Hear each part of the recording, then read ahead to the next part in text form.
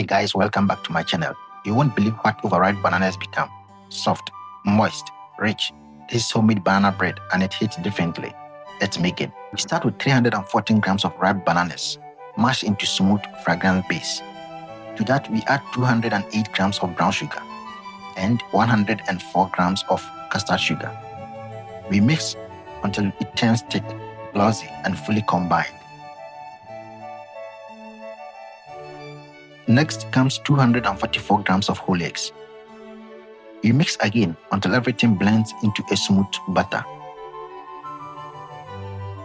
Now we add richness, 87 grams of sunflower oil, followed by 122 grams of milk. We mix until the mixture becomes silky and uniform. Now the structure, 314 grams of all-purpose flour, 17 grams of cinnamon powder, 10 grams of baking soda, 10 grams of baking powder, and 10 grams of vanilla powder.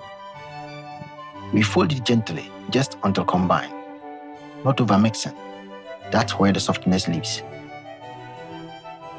Now we add 70 grams of chopped walnuts for a light crunch in every bite.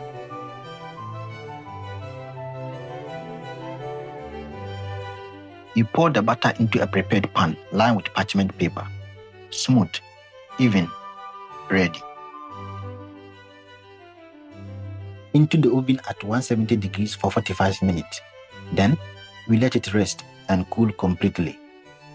Now we slice and just look at that. Soft, moist, golden banana bread made from the simplest ingredient transformed into something unforgettable.